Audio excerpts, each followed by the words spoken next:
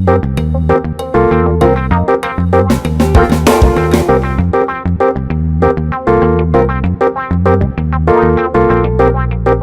el turno de ponencias. Tiempo habrá ahora para las intervenciones. Don Antonio García Herrero, el decano del colegio, al que todos conocen bien, del que yo voy a destacar, leyendo y a la vista de su currículum, el perfil combativo en muchos aspectos y a lo largo de muchos años que presenta, ¿no?, en defensa de la corporación que preside. Ha sido elegido y reelegido decano del colegio varias veces. Ha sido miembro también de la Comisión para la Reforma del Estatuto de la Profesión. Yo recuerdo alguna acción contra el derribo de la cárcel vieja de Murcia, por ejemplo, protagonizada por el... Pero yo me acuerdo. Por el colegio, y un año 2013 que fue muy intenso en su currículum personal y en la acción del colegio también, cuando vimos manifestaciones de arquitectos con pancartas, concentraciones en la Plaza de Yuga, recuerdo yo, que era algo, en fin, digamos insólito, efectivamente. Y algún otro foro que o a propósito de la Ley de Servicios Profesionales ya hemos organizado también en el colegio. Bueno, pues tiene la palabra don Antonio García Herrero y después, como saben, habrá un coloquio. Muchas gracias. Buenas tardes de nuevo. Bueno, lo que yo voy a exponer ahora no es más que la reflexión de un arquitecto preocupado por la existencia de disfunciones no muy entendibles, no muy explicadas. Yo, cuando acabé la carrera, me colegié en el Colegio de Murcia, todavía en la anterior sede, y de pronto había ahí un señor que me dijo: no, tú tienes que cobrar tanto y esto tiene que tener estas condiciones, y además, bueno, había una serie de normas que uno dice, bueno, esto no lo entiendo muy bien, pero lo aceptaré porque forma parte del orden natural de las cosas. Al poco tiempo descubro que si se me hubiera ocurrido hacer un descuento, pues aquello hubiera tenido una sanción muy grave, incluso había podido llegar a ser inhabilitado para el ejercicio de la profesión. Y años después descubro que, o si desde el colegio se produce una norma de orientación incluso sustitutiva de las tarifas, pues resulta que el colegio puede ser prácticamente cerrado, porque si hablamos del 10% del volumen de negocio de todos los arquitectos durante un año, pues bueno, ya veis que no hay para pagar. Bueno, en definitiva, también fundamentalmente porque vosotros, compañeros, exigís a los representantes que habéis elegido que reclamemos un determinado grado de protección, que centráis fundamentalmente en la recuperación de unas tarifas obligatorias o mínimas y una protección ante un mercado que se antoja realmente no solamente competitivo, sino triturador del trabajo profesional. Ante eso, lógicamente, pues uno tiene que reflexionar, y yo, como es natural, pues con estas palabras que voy a decir espero haber contribuido, una vez que termine, al diálogo entre las distintas posturas que vemos en nuestro entorno y a un entendimiento, a un acuerdo que permita estructurar y articular líneas de colaboración para obtener ese objetivo que vamos a definir. Y, desde luego, pido la benevolencia y la tolerancia de los especialistas que nos acompañan esta tarde ante mi excesiva ingenuidad en el análisis, que sepan perdonar las necesarias simplificaciones que seguramente se van a deslizar. Yo quisiera pedirles que me acompañaran en un corto flashback hasta el año 1977. Tras más de 40 años, los españoles concurrimos a las urnas en aquel 15 de junio del 77, muchos no habían nacido, pero bueno, resulta que descubro que solo 2 días después se aprueba el Real Decreto 2512, que regula y describe el ejercicio profesional y fija las tarifas obligatorias de los arquitectos. Con lo cual empieza uno a pensar qué pasa, ¿no? En aquella época también se inician los procedimientos para la creación del Colegio de Arquitectos de Murcia a partir de la anterior delegación, más coincidencias. Y quisiera recordar que todos los que vivíamos aquel año y medio de consenso y de esfuerzo nacional colectivo, no olvidaremos nunca, sobre todo en estas circunstancias políticas actuales, que aquel esfuerzo de acuerdo consiguió una Constitución que ha presidido y yo creo que ha permitido una convivencia en paz durante mucho tiempo y que necesariamente tenemos que continuar manteniendo. Bueno, pues esta Constitución organiza España como una economía de mercado. En realidad, como una economía mixta de mercado, puesto que permite que los poderes públicos también intervengan en la economía de mercado pura y dura. El Estado no puede hacer nada, pero una economía mixta entendemos que el Estado puede intervenir de acuerdo con las exigencias de la economía general y, en su caso, de la planificación. Así lo recoge el texto constitucional. Por tanto, la Constitución lo que va a producir es una transformación histórica profunda y rotunda de la organización económica, de la estructura económica de España, de una economía dirigida a una economía mixta de mercado.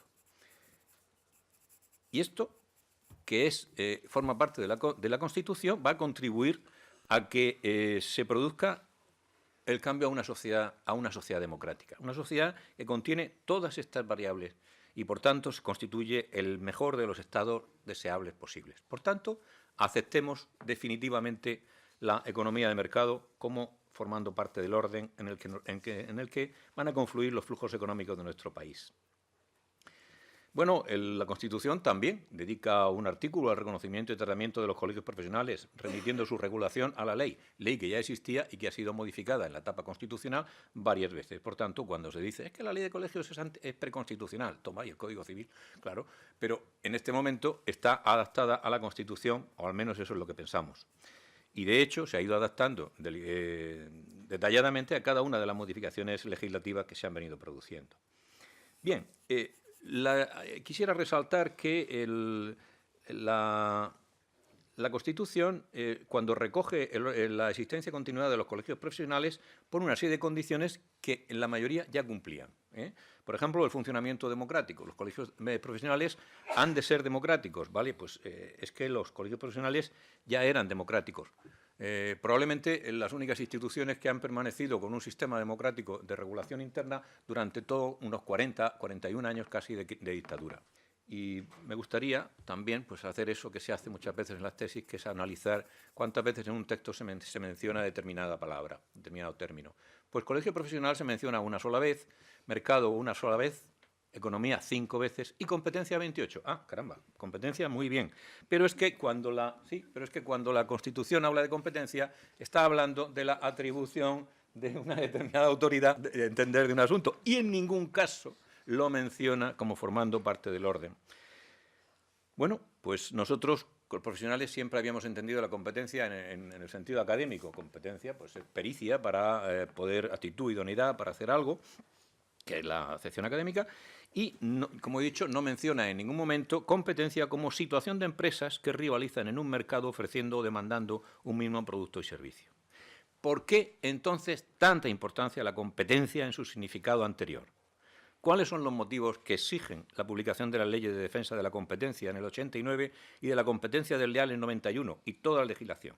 ¿Por qué la renovación y el refuerzo de la Comisión Nacional de Mercados y Competencia, siempre dotada pues, de tantas y tan amplias capacidades disciplinarias, ¿no?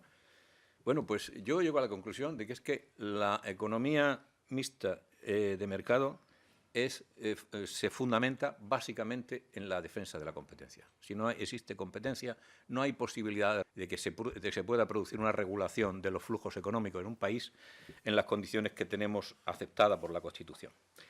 Y me vais a permitir, y permitidme el tuteo, puesto que creo que después del café ya no tenemos por qué andar fingiendo que nos tratamos de usted, como hacen en las Cortes, pero vamos a hacer una pequeña digresión acerca de la economía de mercado. Creo que mis compañeros arquitectos saben tan poco como yo de esto. Vamos a intentar aprender un poco, ¿no? Esta es la famosa gráfica de la ley de la oferta y la demanda, que todos conocéis, y que, bueno, pues la curva de la oferta ya sabéis que produce el fenómeno de que indica que la oferta es función proporcional directa al precio. A veces es una curva, a veces es una recta, etcétera. Cuanto más alto sea el precio del producto, más unidades se van a ofrecer a la venta. Esto parece razonable.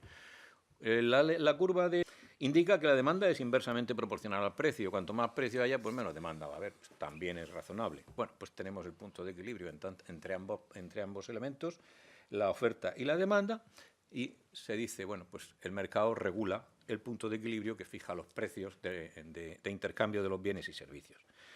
Fijaros que cuando se produce una desviación, un desplazamiento horizontal de la curva, por ejemplo, de demanda, se va a producir un incremento de precio, sin más.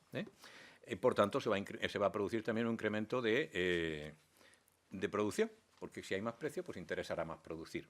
Esto lo entendemos perfectamente, no voy a entrar más, no voy a profundizar más en eso. Por tanto, se trata de una situación que en un mercado de un solo producto y en condiciones de competencia perfecta, el sistema tiende a reequilibrarse. Por tanto, la teoría indica que para alcanzar el punto de equilibrio en cada producto es preciso vigilar que las condiciones de competencia sean las más perfectas posibles. ¿Cuáles son estas condiciones? Pues la primera de las condiciones es que la competencia debe establecerse para un mismo producto. Aquí tenemos una serie de productos con distintos precios. El mercado regula y, según pueda interesar, pues se van fijando, se van regulando y al final destacará uno de ellos como el que va a recibir una mayor atención. No voy a entrar ahora en cuando hay productos de competencia entre productos distintos, porque eso complica mucho las cosas. Vamos a un producto solo. ¿Cuáles son esas condiciones? Pues la primera es que no pueden existir acuerdos entre los componentes de un grupo de ofertantes del mercado que han de competir entre sí.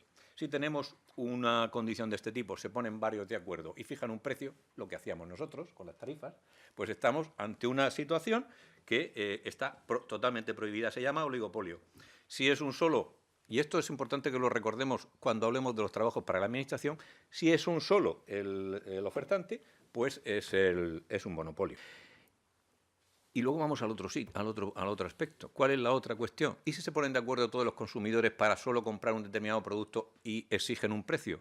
Pues tenemos lo que se llama, fijaros qué nombre tan raro, oligopsonio. Y si es uno solo el que compra, entonces estamos en un monopsonio. ¿Qué es lo que va a pasar cuando la Administración saca a licitación determinado tipo de asistencias técnicas? Monopsonio. Bueno, ante estas prácticas, pues se hace necesario la intervención del Estado para garantizar el cumplimiento de la competencia y hemos de agradecérselo. Otra condición que ha de cumplir un mercado para poderse considerar de competencia perfecta es que los consumidores tienen que tener la información suficiente para poder determinar cuál de esos artículos son el que le puede interesar. Capacidad de discernimiento. Si esto no es así, entonces estamos ante un mercado de los llamados asimétricos. Como el nuestro es asimétrico, quedar con esa idea porque es importante saberlo. El mercado de productos farmacéuticos es un clarísimo ejemplo de elementos de bienes de consumo que se van a consumir, pero que son totalmente asimétricos. Yo no sé si el omeprazol que me van a vender es bueno o no y alguien me lo tiene que garantizar. ¿Quién me lo garantiza? El Estado. El Estado debe garantizar justamente gran parte de las disposiciones contenidas en la Ley de la Competencia Desleal que se han planteado antes, las que hemos hablado de ventas pérdidas, ocupan un artículo extenso, pero un artículo. Todo lo demás es justamente para evitar fraudes, para evitar este tipo ¿cómo llamaba antes? Ilícito. Bueno. Ilícito desleal. Imaginaros cuando además, como he dicho antes, en el caso de la medicina, pueden poner en riesgo la salud de las personas, pues, o la seguridad de sus bienes. Pues entonces, con mayor motivo, hay que vigilar la identificación, adecuación, univocidad y calidad del producto.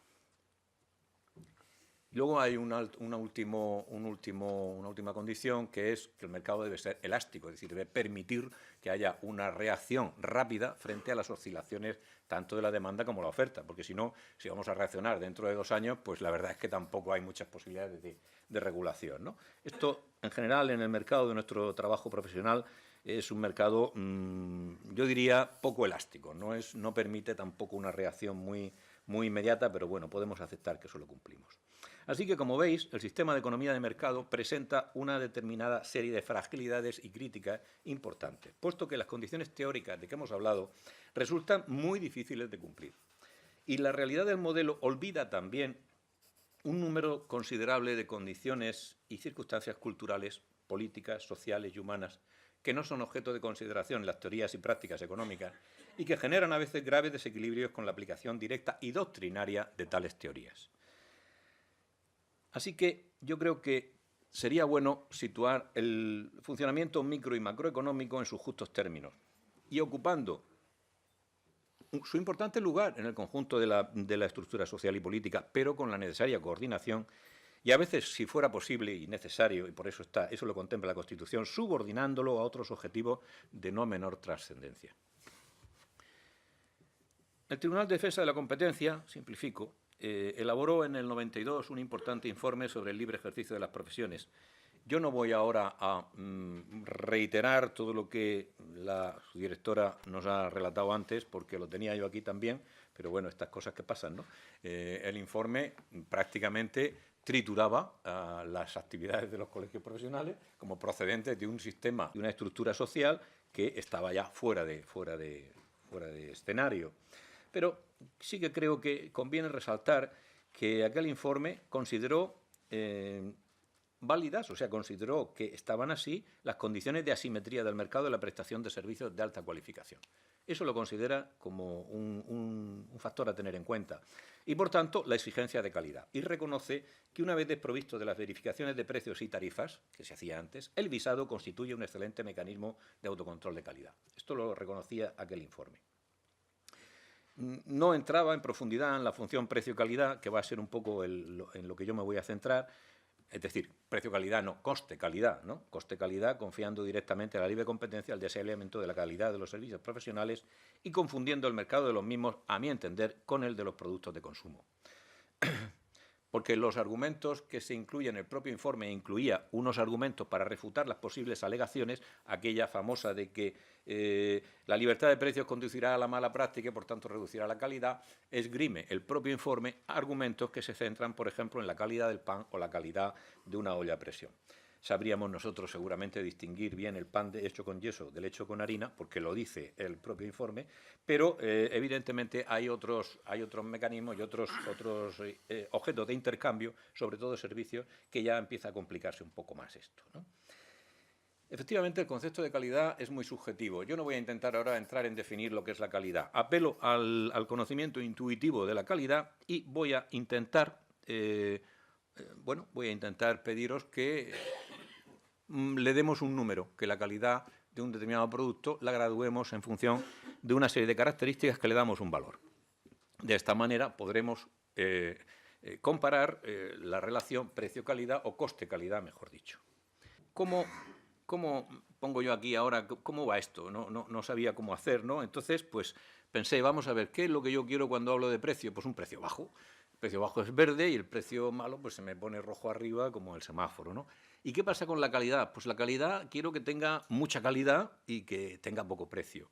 Si sumo las dos cosas me encuentro con este panorama cromático que me permitiría decir que aquí, en la parte inferior derecha, porque no puedo señalar, no sé si el ratón funciona, creo que no, me genera el mejor de los escenarios posibles desde el punto de vista del consumidor, pero el productor probablemente no le interesara tanto.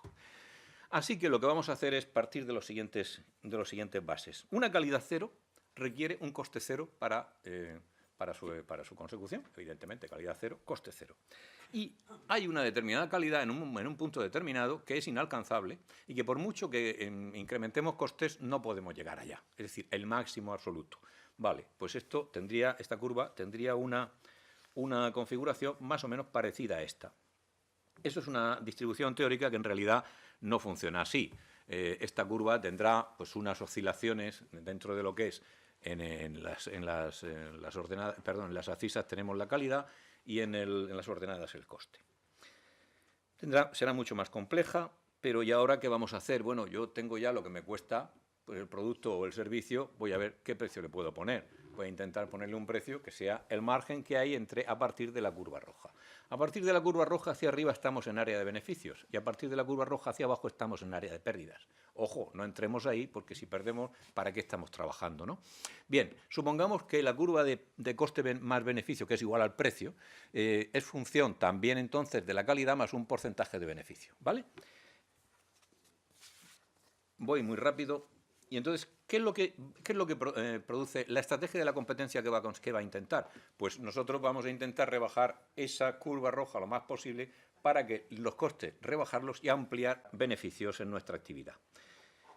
Estas estrategias se van a dirigir efectivamente a la optimización de recursos, la reducción de costes en definitiva para ampliar el campo de beneficio y reducir el precio al máximo con una mayor penetración en el mercado.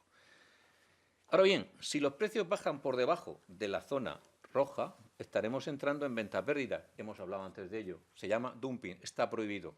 ¿Cómo se demuestra? Ah, esa es otra cuestión. Eso es otra cuestión. Muy difícil, muy difícil. Y ahí tal vez tenemos que entrar en otros escenarios. Bien, ahora voy a la calidad del producto o del servicio. ¿Valen todas las calidades? Pues no. En determinados servicios tenemos que tener una calidad mínima admisible. Esa calidad mínima admisible es una frontera en la cual decimos, bueno, usted podrá bajar el precio, pero la calidad no me la puede bajar porque el Estado va a garantizar un servicio o un producto, una calidad suficiente. Por tanto, fijaros que la curva verde lo que nos marca es que nosotros por aquí podemos competir en estas calidades, pero a partir de una calidad determinada que nos dice que los limones, como decía el presidente antes, o las naranjas, o el servicio profesional del médico no puede bajar de una determinada calidad que el Estado debe garantizar, usted bajará, pero bajará por debajo de aquí, pero no le vamos a permitir que baje la calidad. ¿Va usted a bajar el precio? ¿Llegará hasta el punto que llamamos aquí Q sub D, el coste en D y la calidad mínima, y entrará usted en pérdidas? Ojo, esto tenemos que considerarlo, y tenemos que considerarlo sobre todo al evaluar nuestras condiciones de trabajo. Bien, esto es una composición espacial de las gráficas de precio-calidad con la oferta y la demanda. Para cada punto de calidad hay una ley de oferta y demanda que al final nos va a producir este tipo de superficie. En esta superficie tenemos un espacio que está entre el plano vertical rojo, el ala azul y el ala beige, no sé si se ve bien, o sea, todas esas dos alas, ese espacio es un espacio de competencia normal, es un espacio en el que tenemos que situar siempre nuestro análisis de costes. Ahora bien, hemos dicho garantías de calidad, seguro, pero ¿cómo la garantizamos? ¿Cómo podemos garantizar que, sobre todo, y yo me voy a ir centrando ya exclusivamente en los servicios, sobre todo en los que pueden poner en riesgo la seguridad de las personas, ¿cómo vamos a garantizar que se va a cumplir la calidad mínima exigible? La primera es la garantía de formación, o sea, esta garantía que el usuario precisa, la formación acreditada. La formación acreditada es un requisito imprescindible para la garantía de calidad. Esto es la formación y pericia de quien presta el servicio. Y esta acreditación la otorga la Universidad Española, que es quien habilita para el ejercicio de las profesiones reguladas, no los colegios profesionales. Es cierto que hay una gran confusión ahora sobre qué títulos son para una cosa u otra, pero esperamos que pronto esta situación, este escenario se pueda aclarar.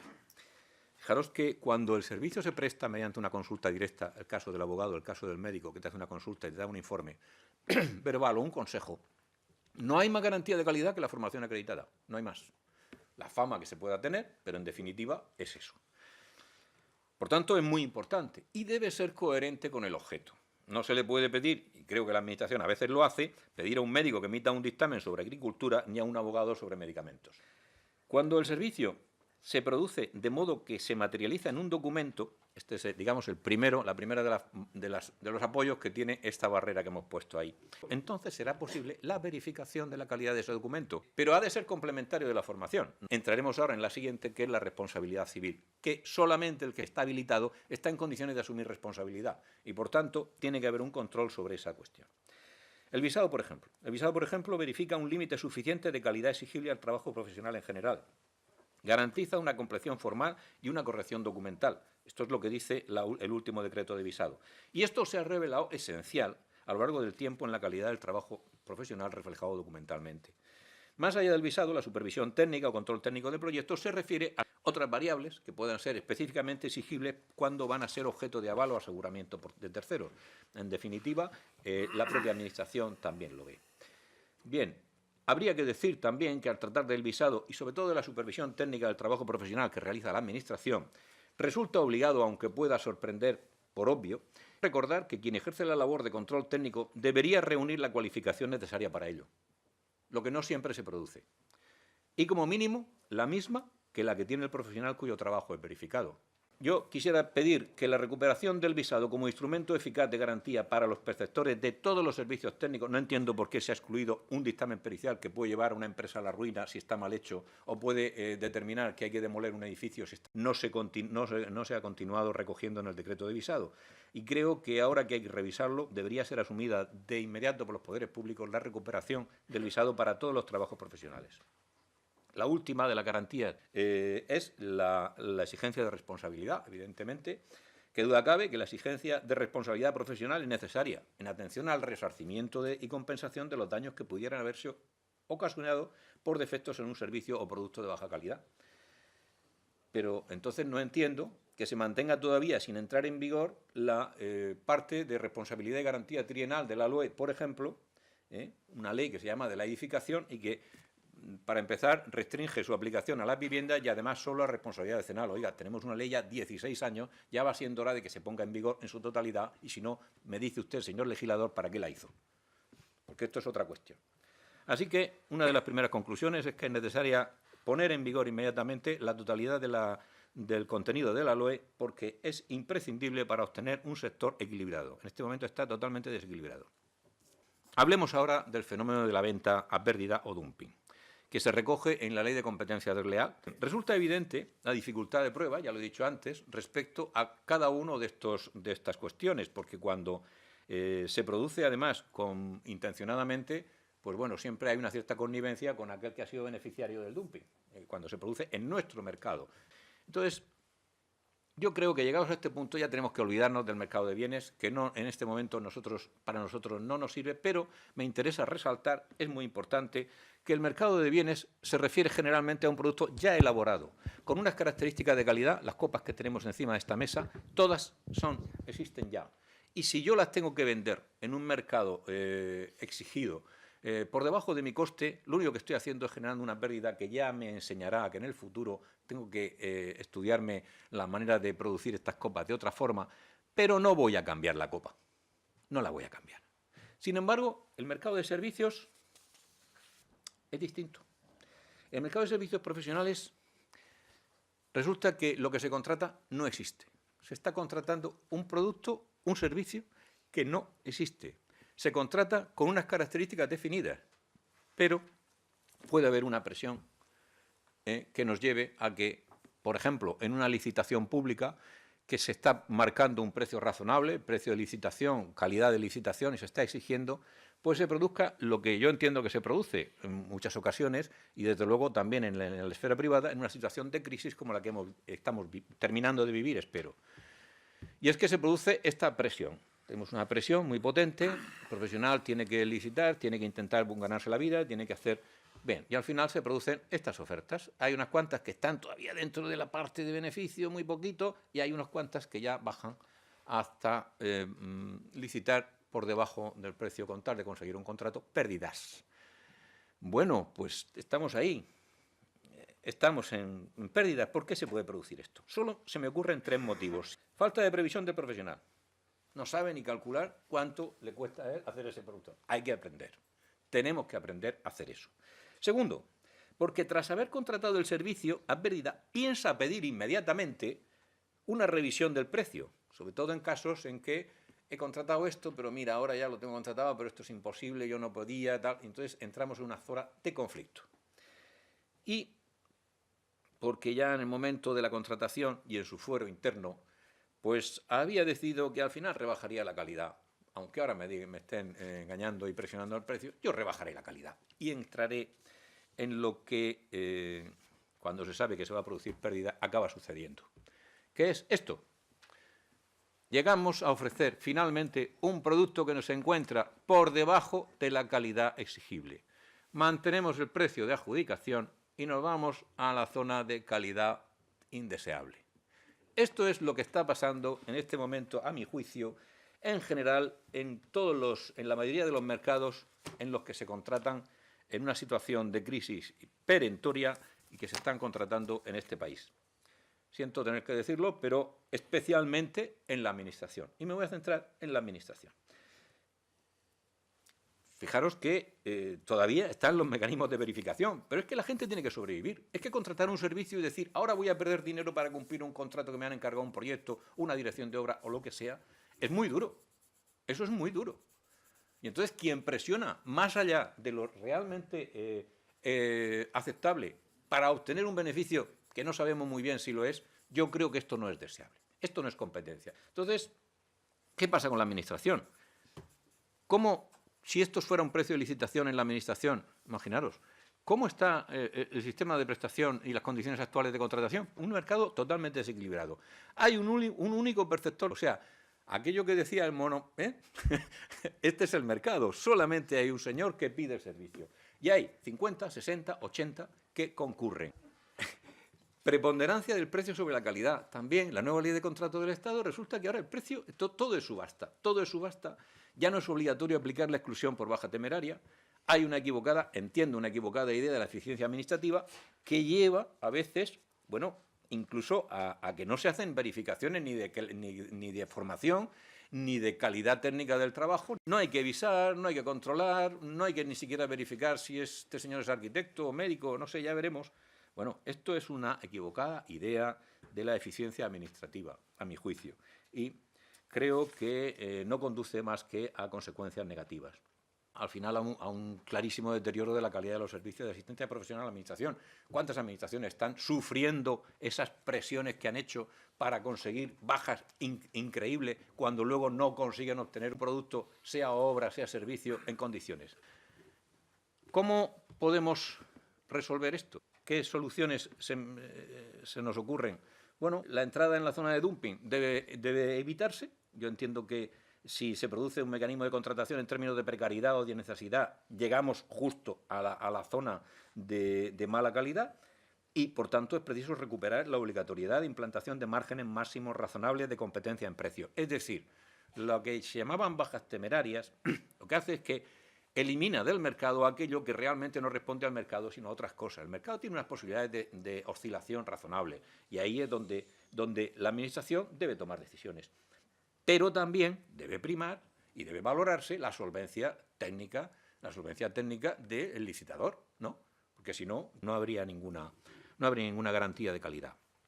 En el caso de los profesionales, bueno, pues la cualificación en cuanto a acreditación de la formación y el control técnico del trabajo o del proyecto que va a presentar, tanto como el seguimiento. Y respecto a cómo se fijan los precios de licitación, caramba, la Administración debería haberse dotado ya de un mecanismo de evaluación de los costes de los trabajos que pide. En la región de Murcia, por ejemplo, hay una base de precios de la construcción, pero no hay una base de precios de las asistencias técnicas. ¿Por qué no la hay? Que la haga la Administración, debe hacerla. Y si no la tiene, nosotros sí. La aseguradora SEMAS ha elaborado un mecanismo perfectamente legal y perfectamente legítimo para evaluar en términos de cantidad de trabajo y por referencia a los salarios que establecen las normas de los convenios colectivos, cuál sería el coste, más o menos, eso hay un margen de evaluación, de los trabajos profesionales que se van a contratar. Esto lo puede perfectamente utilizar la Administración. La estructura colegial lo pone a su servicio y esto haría que cuando se fija un precio de licitación razonable se puedan producir también competencia en un entorno razonable y no de competencia desleal. Por tanto, las conclusiones yo creo que ya quedan muy claras, ¿no? Un mercado de servicios profesionales requiere un mecanismo de tratamiento específico. No debe estar confundido con el mercado de bienes porque no funciona igual. Debe estar completamente diferenciado del mercado de bienes de uso y consumo y la contratación pública de asistencia profesional debe incorporar estos mecanismos de evaluación de costes que yo os he comentado antes porque, como hemos dicho, pues evitan la descalificación de los propios trabajos que se están presentando. Y termino. Las conclusiones ya están claras. Si en Alemania tenemos lo que hemos hablado de Alemania, en realidad no son tarifas fijas, obligatorias, son instrumentos de verificación y de evaluación aproximada de costes de la ejecución del trabajo profesional, que es algo que evidentemente todo el mundo puede dotarse de no normas, no orientaciones, pero sí conocimiento. Y finalmente quisiera pedir que la competencia se aplique para incentivar la formación especializada, para incentivar la calidad. Que las asociaciones y colegios profesionales se consideren como lo que son, instrumentos de garantía y fomento de la formación permanente, del cumplimiento del código deontológico y de la calidad del servicio profesional. Tenemos la necesidad urgente de incorporar la especialización, la agilización de la asistencia y a la vez la igualdad de oportunidades de concurrencia para todos los profesionales. Esto creo que no lo podemos poner en duda. Los mecanismos son muy claros. Todo el mundo tiene que rectificar cuando se produce un desequilibrio. Y, por tanto, creo que la Administración española debería proceder a una urgente revisión razonable e inteligente de la ley de contratos de la Administración española, que creo que está bastante deteriorada. Mi agradecimiento a nuestro moderador mi agradecimiento a la Comisión Nacional, mi agradecimiento, Fernando, porque la Comisión Nacional de los Mercados y la Competencia yo creo que no podía estar mejor representada como está hoy aquí con nosotros. En este segundo encuentro que compartimos mesa, puedo asegurar que la vía del diálogo y la vía del encuentro van a producir, están produciendo ya unos frutos muy importantes. Nosotros sabemos que debemos transformarnos. Tal vez la Administración española también deba transformar algo. Y nada más. Muchísimas gracias de nuevo, Jordi. Muchísimas gracias a todos los ponentes, Rafa, y a todos vosotros que habéis asistido. Y vamos a seguir trabajando y vamos a ver ahora en el debate qué se nos ocurre. Gracias.